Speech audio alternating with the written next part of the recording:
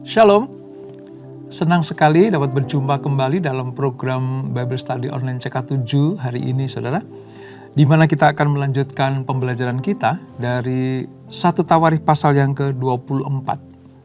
Nah, perlu kita ingat bahwa pasal 22 dari 1 Tawarikh sampai dengan nanti akhir dari 1 Tawarikh itu, saudara, berbicara tentang persiapan-persiapan yang dilakukan oleh Daud ketika dia mendapatkan kesempatan dari Tuhan untuk membangun bait suci, tetapi bukan pada era Daud. Daud hanya mempersiapkan, mengatur orang-orang yang akan melayani, bahan-bahan yang akan dipakai untuk mendirikan bait Allah atau bait suci itu. Sebab nanti akan dilakukan pendirian bait suci itu oleh anaknya yaitu Salomo. Nah, di pasal yang ke-24 ini Daud membagi-bagi siapa yang melayani sebagai imam di dalam bait Allah itu dengan rombongan-rombongan yang sudah dibagi oleh Daud. Nah, kisahnya seperti apa? Sebelum kita membaca, merenungkan, dan mempelajari, mari kita masuk dalam hadirat Tuhan. Kita minta Roh Kudus mengurapi kita.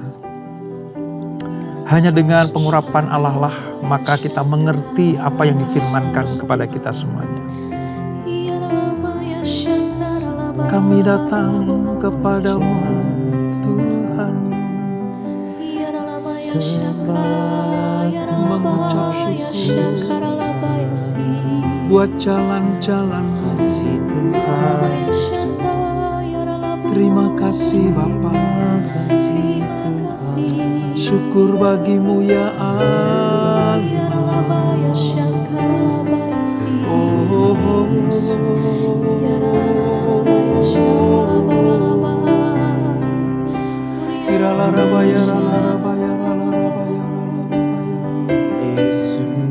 Jesus, Jesus, Jesus, Jesus. Jalanmu tak terselami oleh setiap hati kami, namun satu hal ku percaya, ada rencana yang indah.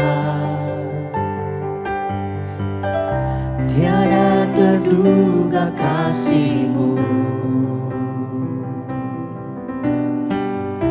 heran dan besar bagiku, arti kehadiran-Mu selalu nyata di dalam hidupku. Penyertaan-Mu sempurna, rancangan-Mu penuh damai, aman dan sejahtera walau di tengah badai. Ingin ku selalu bersama, rasakan keindahan arti kehadiran-Mu Tuhan.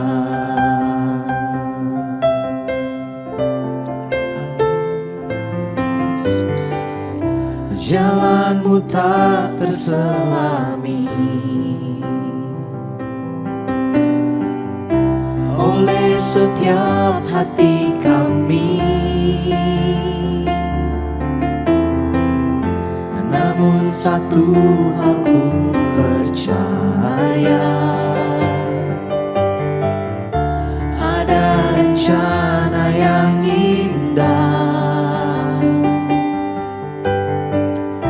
Tiada terduga kasih-Mu, heran dan besar bagiku, arti kehadiran-Mu selalu nyata di dalam hidupku. Penyertaan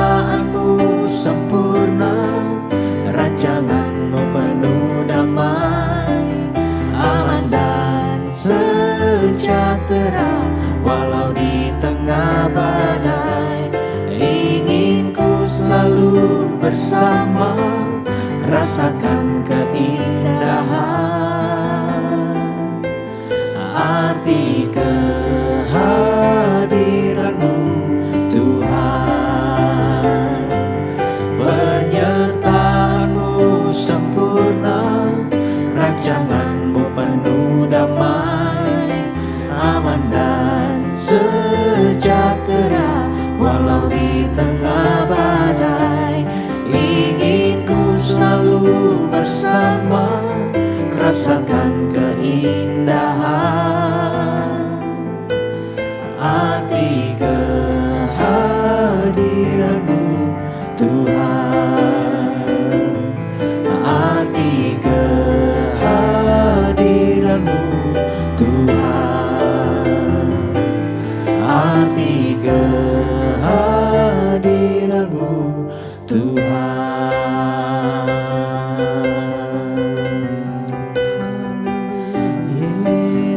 Yesus Tuhan, yang sembah Sempurna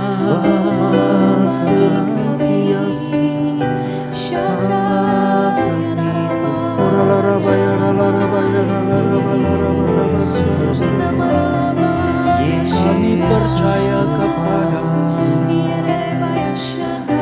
kami percaya akan jalan-jalan yang menuju hidup yang kekal.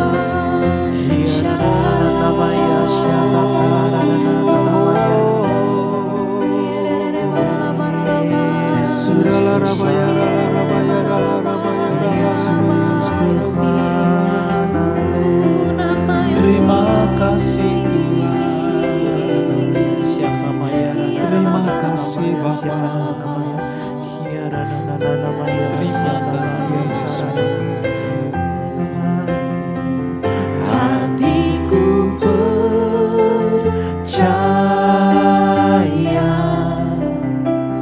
hatiku percaya,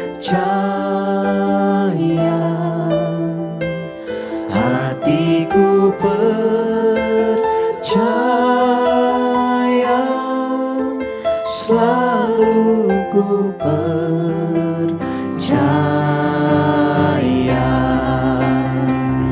Hatiku percaya, hatiku percaya,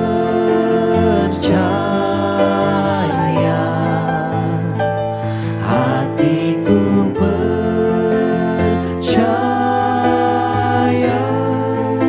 selalu ku percaya.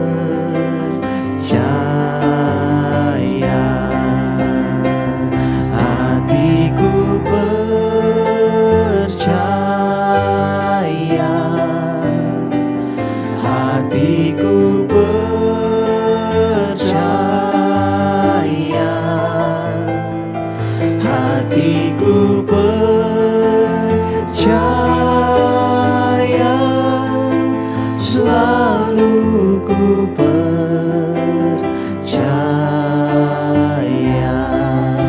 selalu ku percaya,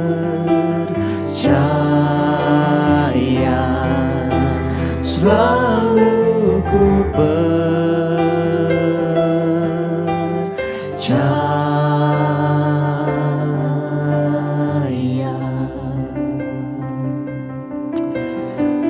Ini dari pihak kami umat-Mu ya Tuhan, bahwa kami tetap akan percaya kepada Engkau. Sekalipun kadang jalan-jalan-Mu tak terselami, namun Engkau tidak pernah meninggalkan kami anak-anak-Mu. Kadang sulit dimengerti, tetapi kami tetap percaya kepada Engkau. Sebab Engkau membawa kami anak-anak-Mu kepada rumput yang hijau, membawa kami kepada kehendak-Mu yang sempurna, supaya kami menerima mahkota kehidupan. Terima kasih Bapa, terima kasih Roh Kudus. Kami akan melanjutkan pembelajaran kami. Mari urapi kami, supaya kami mengerti apa yang Tuhan maksudkan untuk kami lakukan. Dengan penuh sukacita, kami akan belajar firman-Mu. Di dalam nama Yesus, mari yang siap belajar firman Tuhan. Sama-sama kita katakan, amin, amin. Nah saudara, mari kita persiapkan pembacaan kita dari 1 Tawarikh pasal 24. Perjanjian Lama halaman sekitar 454. Kita akan membaca ayat 1 sampai dengan ayat yang ke-6. Ayat 1 sampai 6, demikian firman Tuhan. 1 Tawarikh pasal yang ke-24. Para imam dibagi dalam rombongan. Inilah rombongan-rombongan anak-anak Harun. Anak-anak Harun ialah Nadab, Abihu, Eleazar, dan Itamar.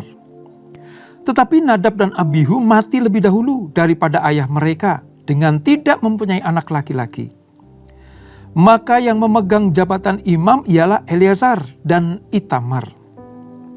Daud bersama-sama Sadok dan Bani Eleazar dan Ahimelek dari Bani Itamar membagi-bagi mereka menurut jabatan mereka dalam penyelenggaraan ibadah. Lalu ternyata bahwa di antara keturunan Eleazar ada lebih banyak kepala kaum daripada di antara keturunan Itamar. Sebab itu orang membagi-bagi mereka sebagai berikut. Untuk Bani Eleazar 16 orang kepala puak. Tetapi untuk Bani Itamar 8 orang kepala puak. Dan orang membagi-bagi mereka dengan membuang undi tanpa mengadakan perbedaan. Sebab ada pemimpin-pemimpin kudus dan pemimpin-pemimpin Allah. Baik di antara keturunan Eleazar maupun di antara keturunan Itamar.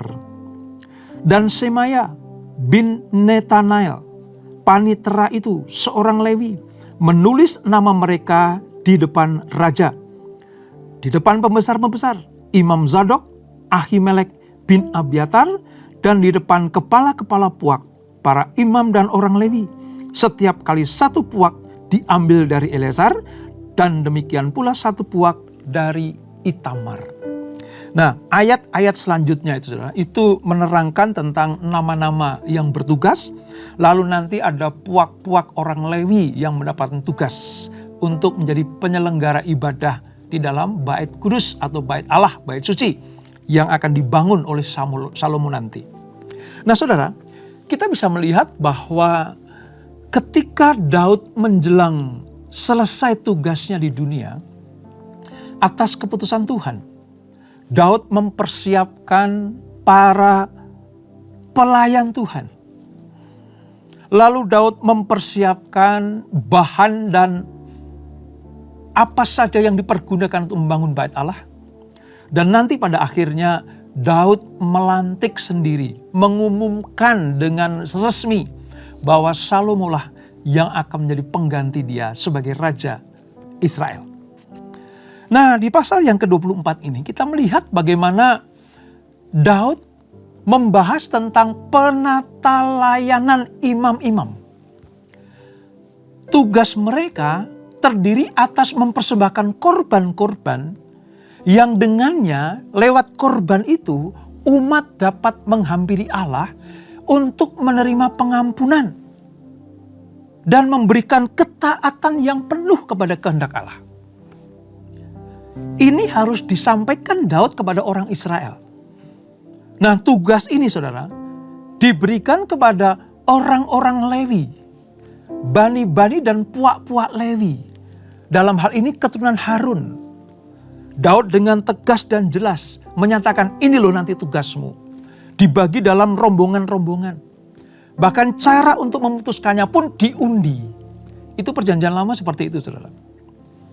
Nanti tugas yang disusun oleh Daud ini, saudara, akan berakhir ya secara profetik nanti akan berakhir dengan datangnya Yesus Kristus dan penetapan perjanjian lewat juru selamat yang ditumpahkan darahnya untuk pengampunan dosa buat umat manusia.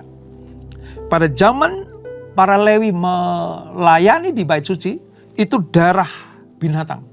Tapi nanti pada perjanjian baru dimeteraikan, ya, digenapi, disempurnakan oleh Yesus Kristus. Jadi ada kolerasi antara perjanjian lama di mana para imam bertugas, orang Lewi bertugas, imam-imam besar bertugas, nanti dalam perjanjian baru Yesus Kristus yang menyempurnakannya. Ini sebuah tindakan profetik yang luar biasa. Jadi gambaran apa yang ada di perjanjian lama 1 Tawarik 24 ini nanti disempurnakan, digenapi oleh Yesus Kristus di perjanjian baru.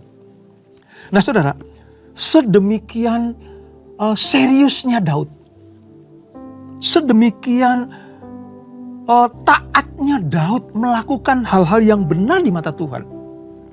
Bukan hanya ketika dia memimpin sebagai Raja Israel, tetapi dalam membangun bait suci. Ya, Daud mungkin ada sedikit kecewa karena tidak diizinkan Tuhan untuk meletakkan batu pertama. Sekedar meletakkan batu pertama saja Allah tidak mengizinkan. Pernah kita pelajari bukan? Mengapa Allah menolak Daud ketika dia berkerinduan untuk membangun bait suci? Ya, karena Tuhan melimpahkan tugas itu kepada Salomo. Bagi Tuhan, dinasti Daudlah yang dibangun oleh Tuhan. Bukan membangun bait suci oleh Daud. Masalah bait suci nanti Salomo yang akan membangunnya.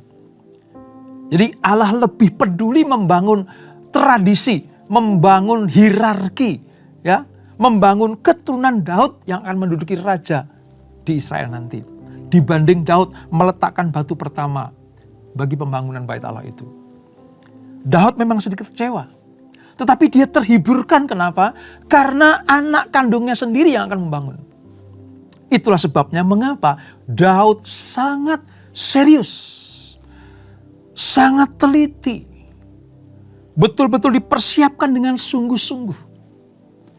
Itulah sebabnya kenapa Daud itu sangat dikasihi Tuhan. Saudara. Dalam hal kerajaan dia luar biasa, tapi juga dalam hal keagamaan, kepercayaan, hal-hal yang rohani, Daud juga luar biasa. Sayang sekali ya, banyak sekali anak-anak perjanjian baru ini, ya, orang-orang yang hidup dalam perjanjian baru tidak seserius Daud ketika dia berurusan dengan Allah di bait Allah, di dalam ibadah, di dalam saat-saat teduh mereka, di dalam waktu doa mereka, waktu melayani Tuhan atau di rumah Tuhan, di gereja.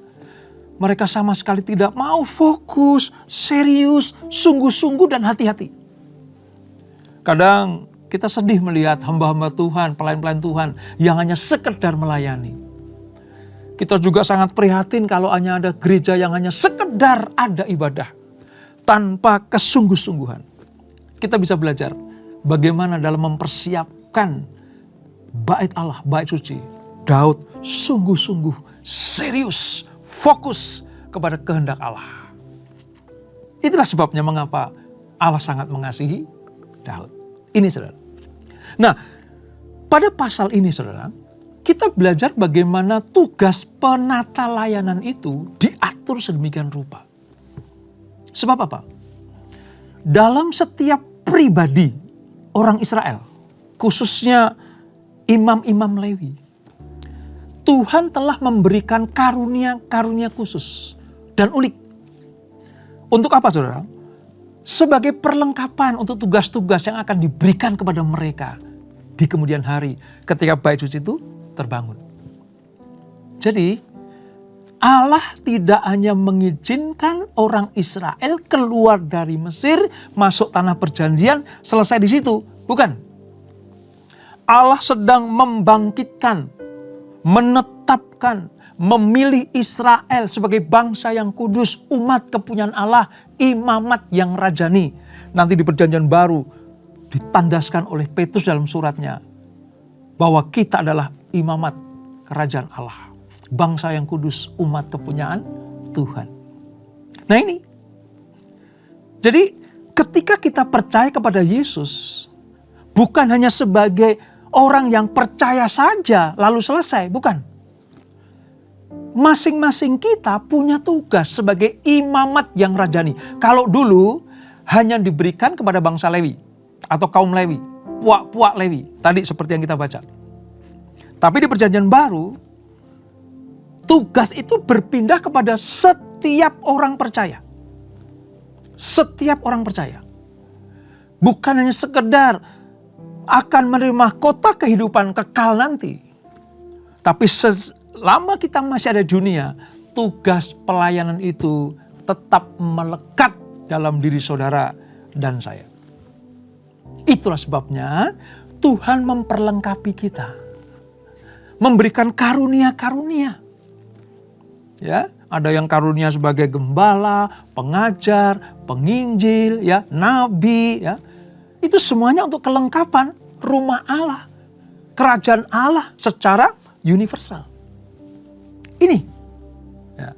Oleh sebab itu, kita yang sadar akan tugas ini, seperti orang Lewi yang diberikan tugas oleh Daud untuk serius melakukannya, serius mempersiapkannya, serius dalam pelayanan. Demikianlah hal yang sama untuk saudara dan saya. Kalau Tuhan sudah kasih karunia, diberikan talenta-talenta, jangan dipendam, jangan disembunyikan. Tuhan memberikan itu semuanya punya maksud dan tujuan. Supaya apa? Supaya kita semuanya menjadi alat kemuliaan Tuhan. Karena predikat kita bukan sekedar orang percaya, tetapi imamat yang rajani. Kita ini ada dalam sebuah kerajaan imam. Itu maksudnya. Ingat ya, kalau dulu hanya untuk orang Lewi, tapi sekarang untuk saudara dan saya.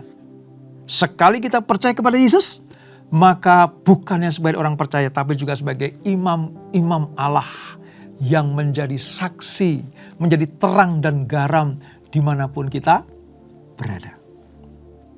Nah saudara, kita juga menemukan apa itu tentang selain Daud membagi-bagi tugas menurut keturunan, ya keturunan ini, keturunan itu, ini tugasnya gitu ya.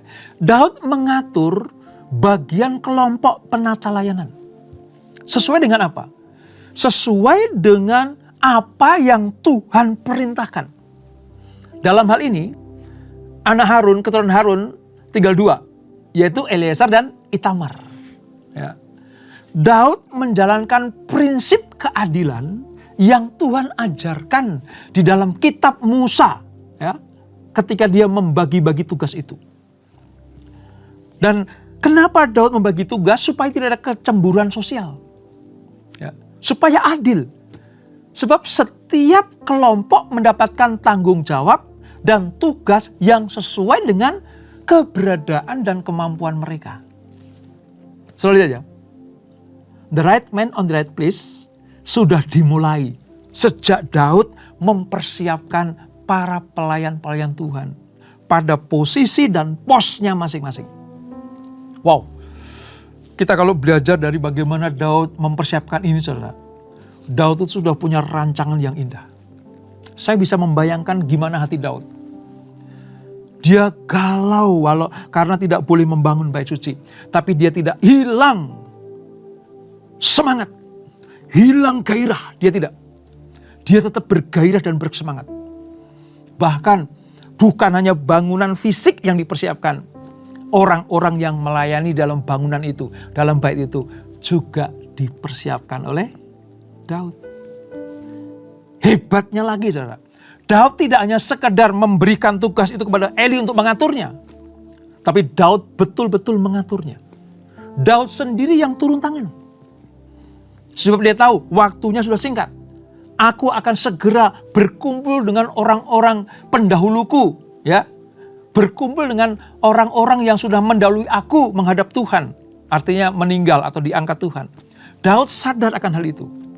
Itulah sebabnya Daud betul-betul serius mempersiapkan ini semuanya. Apakah kita punya kerinduan yang sama, saudara? Ketika kita tahu bahwa waktu kita tuh singkat di dunia ini. Ketika kita sadar bahwa masa-masa kehidupan kita di dunia ini sudah singkat. Apa yang dapat kita berikan pada Tuhan? Belajar dari apa yang dilakukan Daud di pasal 24 1 Tawari ini.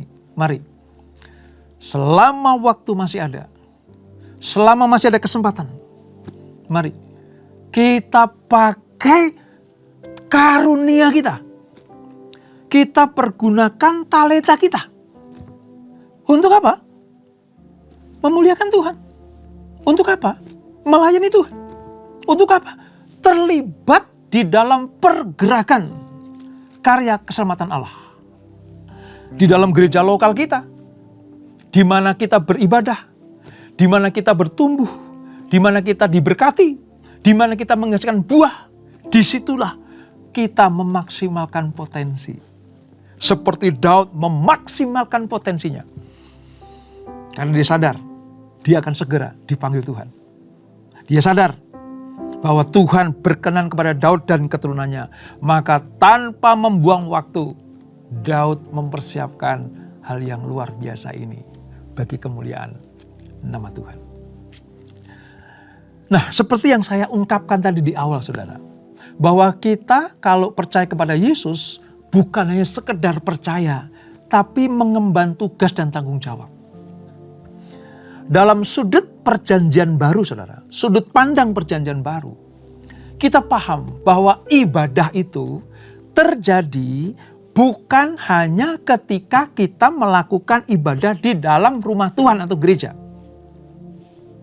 Bukan hanya ibadah yang dimaksud cuma sekedar pelayanan ibadah di hari Minggu. Bukan. Sebab bagi orang percaya, kehidupan dalam segala segi itu merupakan kegiatan rohani kita. Kalau orang Israel pada peristiwa ini ya, pada ayat yang pasal yang kita pelajari ini, memang di bait suci. Memang di bait Allah yang akan didirikan nanti. Ini belum didirikan. Ya, Daud belum mati. Salomo belum mulai membangun atau jadi raja. Yang saya maksudkan adalah di perjanjian lama ini hanya untuk tugas di bait suci. Tapi dalam perjanjian baru, imamat yang rajani itu bukan sekedar pelayanan di gereja saja. Tapi dalam segi-segi kehidupan kita harus mencerminkan imam Allah yang maha tinggi. Singkatnya begini, dimanapun kita berada, kita mencitrakan anak Allah. Kita memancarkan kasih Kristus. Kita berfungsi sebagai anak-anak Tuhan, sebagai terang dan garam. Sebab firman Tuhan berkata, kalau terangmu tidak bercahaya, ya itu gak berguna. Terangmu jangan ditutupi gantang. Garammu harus mengasinkan, harus berfungsi. Itu maksudnya. Jadi kita mengerti sekarang. Gambaran imamat ini, pelajaran tentang imam-imam dalam rombongan yang akan melayani di bait Allah ini, nanti tergenapi ketika kita percaya kepada Yesus, lalu kita menjadi saksi-saksi Kristus. Disebut imamat yang rajani.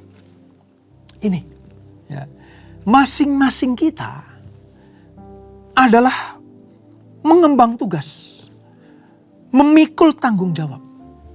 Supaya apa? Supaya kerajaan Allah dipermuliakan. Banyak orang percaya kepada Yesus. Banyak orang bertekuk lutut menyembah Tuhan. Banyak orang memuji-muji Tuhan.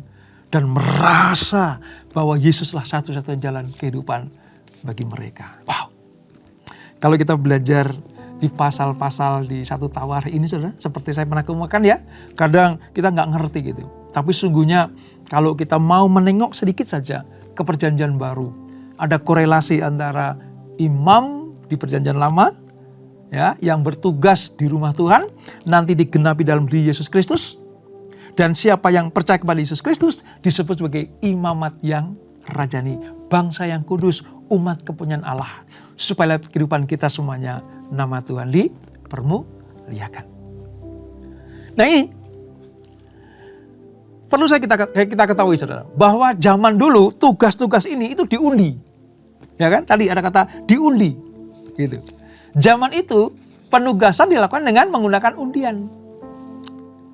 Sebagai contoh, ya, puak-puak atau Bani Lewi yang akan melayani, tidak semuanya melakukan pelayanan yang sama. Ada bagian-bagian. Ya. Ada tugas-tugas khusus bagi mereka. Gimana caranya supaya adil, supaya dapat diterima oleh semuanya, maka diundi. Diundi.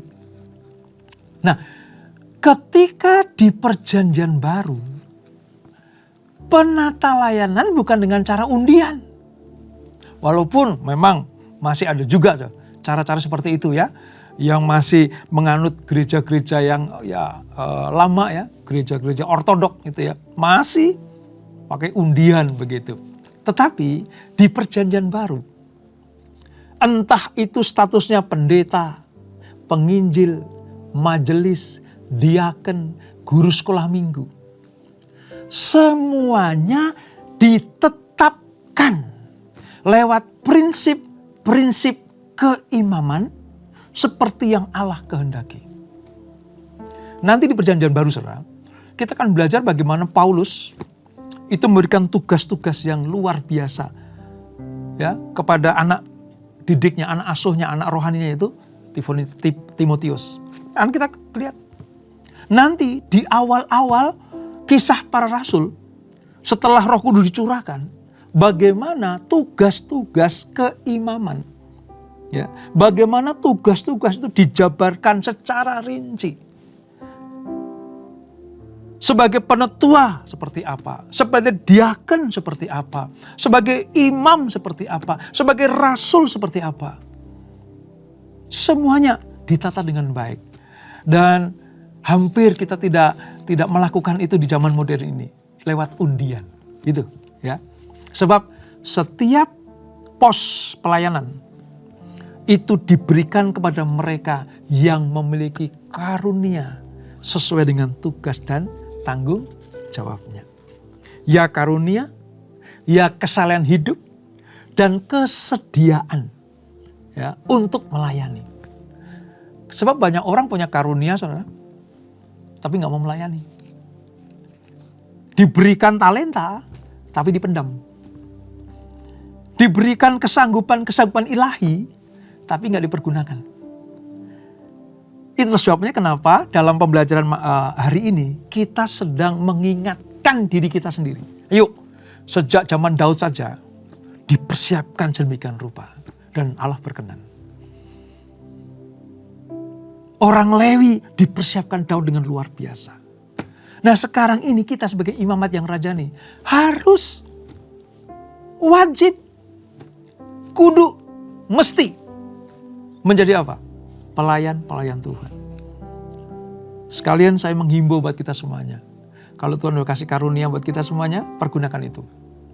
Mari kita sungguh-sungguh melayani Tuhan. Serius melayani Tuhan. Ya, tidak main-main dengan pelayanan Tuhan yang diberikan buat kita semuanya. Nah, kadang saudara, ada pelayan-pelayan Tuhan itu yang memang sudah siap gitu ya. Oke, saya melayani Tuhan, siap gitu. Tapi ada juga lewat apa? Lewat dorongan, ya, tarikan.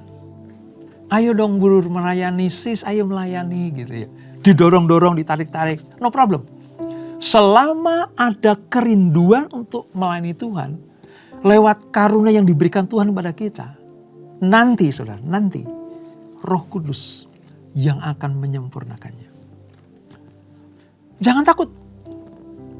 Selama saudara punya kerinduan, selama saudara punya kehendak yang menggebu-gebu, gairah, passion yang kuat, maka nanti Roh Kudus yang akan menuntun. Roh Kudus yang akan membawa kita kepada jenis pelayanan yang Tuhan kehendaki buat masing-masing kita. Apa talentamu? Apa karunia yang Tuhan berikan kepadamu? Mari maksimalkan. Ya, maksimalkan. Seperti zaman Daud ya, ketika dia dipilih Tuhan untuk menjadi alat kemuliaan Tuhan, menjadi raja orang Israel. Ya, dia betul-betul punya gairah. Musa, ini bedanya Musa dan Daud. Kalau Musa dimulai dengan apa? Sempat menolak kan? Aku gak petah lidah. Siapa aku? Nanti aku ditolak. Aku tahu bangsa yang akan aku pimpin nanti adalah bangsa yang tegar tengkuk. Jangan akulah Tuhan, cari yang lain. Kira-kira seperti itu Musa. Tapi lihat, mengapa Musa disebut sebagai nabi besar Israel? Karena walaupun awalnya menolak, menghindar dari pelayanan, tapi Tuhan yang tetapkan. Daud ya dipersiapkan Tuhan dari gembala domba menjadi raja Israel, sekaligus gembala bagi orang Israel. Roh Tuhan yang menuntun mereka. Musa dan Daud itu betul-betul dipimpin oleh Roh Allah. Nah, roh Allah pada perjanjian lama tetap ada di perjanjian baru. Roh Kudus Allah itulah yang membuat kita dilayakkan, ditahirkan, ya, supaya kita menjadi alat kemuliaan Tuhan. Jadi tidak ada alasan sebagai orang percaya yang menolak untuk melayani Tuhan. Enggak ada. Minimal 1 talenta, saudara. Minimal, pasti. Enggak ada orang yang lahir di bumi tanpa bawa talenta. Tidak ada. Semuanya dikasih talenta, dikasih karunia oleh Tuhan. Minimal 1. Ada yang 2, ada yang 3, ada yang 4. Tetapi yang paling menonjol itu 1. Ya, oleh sebab itu, pada pelajaran hari ini, mari saya ingatkan sekali lagi. Seperti Daud mempersiapkan keturunan-keturunan Lewi, ya, para imam-imam yang harus melayani di bait Allah, di bait suci. Ketika nanti akan dibangun oleh Salomo. Serius, sungguh-sungguh, dengan gairah yang luar biasa. Demikianlah kita sebagai anak-anak perjanjian baru. Mari teladani Daud. Supaya apa? Pelayanan kita, hidup kita bukan hanya melulu tentang kita, tetapi tentang Tuhan. Lewat kehidupan kita, nama Tuhan dipermuliakan, kita mendapatkan berkat, dan kita jadi berkat bagi banyak orang. Dan itulah 1 Tawarikh pasal yang ke-24. Kita tundukkan kepala. Bapa, terima kasih untuk pengetahuan tentang firman Allah yang kami baca, kami renungkan, kami pelajari pada hari ini. Kami membaca bagaimana para imam oleh Daud dibagi dalam rombongan-rombongan. Dan nanti puak-puak orang Lewi akan mendapatkan tugas yang berbeda-beda. Namun dalam satu kerangka, yaitu rumah Allah atau bait suci atau bait Allah itu. Sedemikian seriusnya Daud mempersiapkan ini. Sedemikian sungguh-sungguhnya Daud mempersiapkan ini. Inilah yang menjadi karakter Daud. Kalau urusan dengan Tuhan, Daud betul-betul serius. Dia sudah punya pengalaman yang banyak. Dia punya jam terbang yang banyak tentang hubungan dengan Tuhan. Daud punya ketetapan hati. Kalau urusan dengan Tuhan, gak bisa main-main. Kalau urusannya dengan hal yang rohani, dengan Tuhan, gak ada yang bisa dipermainkan. Harus serius. Demikianlah kami ya Tuhan. Kami bukan hanya mengerti isi hati Daud, tapi kami juga mau meneladani bahwa kami ini masing-masing diberikan talenta oleh Tuhan. Diberikan karunia-karunia yang berbeda-beda. Namun kami dimaksudkan oleh Tuhan lewat talenta dan karunia ini untuk dipakai melayani Tuhan dan sesama kami. Terus bawa kami kepada kehendak-Mu, supaya kami terlibat di dalam rumah Allah. Terlibat di dalam bangunan bait Allah. Dalam hal ini, di dalam tempat di mana kami beribadah, melayani, yaitu gereja kami. Gereja lokal kami. Supaya kami menjadi alat kemuliaan nama Tuhan. Oleh sebab itu, kami mau semakin bergairah, semakin sungguh-sungguh, serius untuk melayani Tuhan dan sesama kami. Dengan demikian kami sebagai orang-orang yang berbahagia seperti Daud. Upah orang yang sungguh-sungguh memaksimalkan potensi dan karunia adalah diberkati Tuhan dan keturunannya akan mendapatkan berkat-berkat yang melimpah dari Tuhan. Seperti itulah yang Daud contohkan buat kami semuanya. Terima kasih Tuhan, terima kasih.